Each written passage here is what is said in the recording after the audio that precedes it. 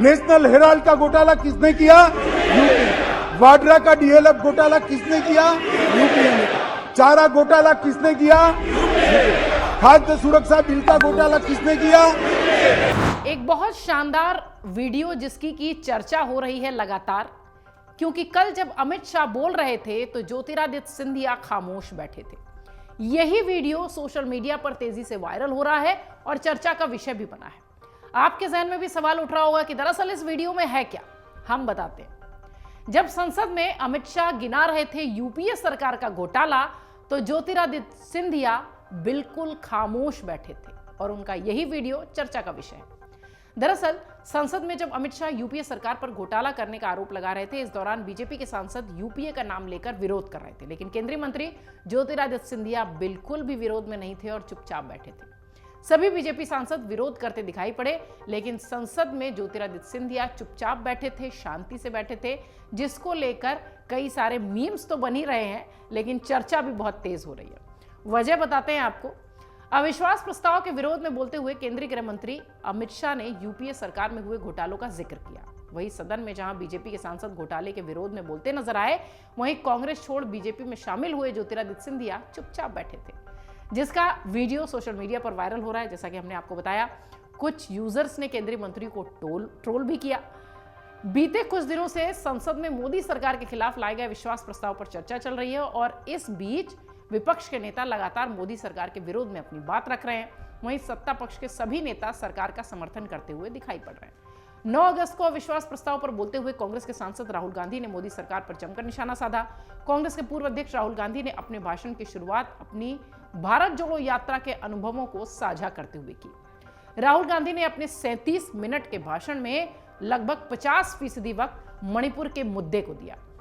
भाषण की शुरुआत में उन्होंने अपनी भारत जोड़ो यात्रा से मिले अनुभवों का जिक्र किया। इसके साथ ही मणिपुर में जारी हिंसा पर भी उन्होंने बोलना शुरू किया और पीएम मोदी पर कई सियासी वार भी किए। राहुल गांधी के भाषण के बाद लोकसभा में केंद्रीय गृह मंत्री अमित शाह ने अविश्वास प्रस्ताव के विरोध में बोलते हुए यूपीए सरकार में हुए घोटालों का जिक्र किया, कांग्रेस पर जमकर निशाना साधा।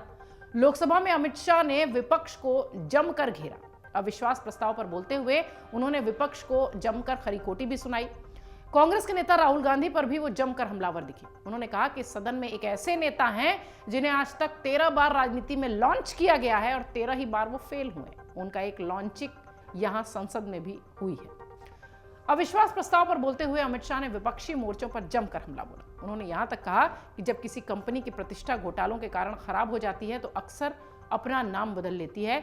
यही कारण है कि यूपीए का नाम बदलकर INDIA कर दिया गया है। इसके बाद अमित शाह ने यूपीए के दौर के घोटालों को गिनाते हुए सदन में नारे लगवाए।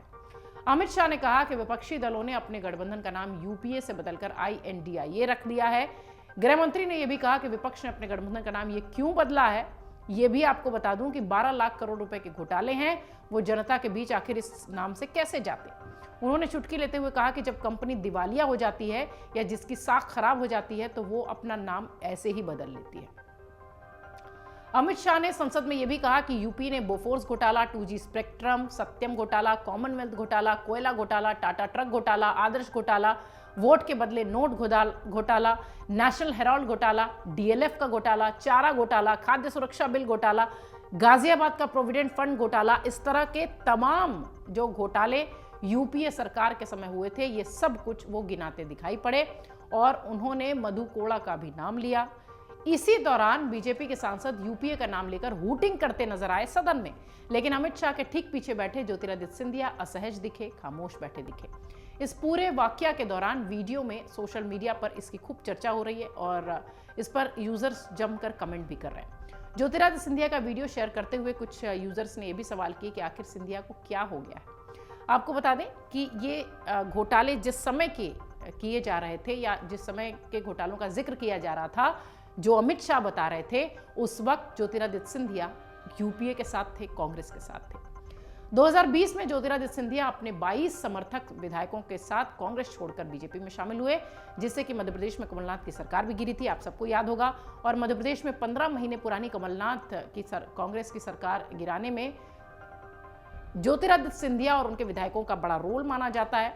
लेकिन अमित शाह जब इन घोटालों का जिक्र कर रहे थे तो सिंधिया चुप इसलिए बैठे थे क्योंकि उस दौरान वो कांग्रेस के साथ ही थे। अमर उजाला अब आपके टीवी पर भी।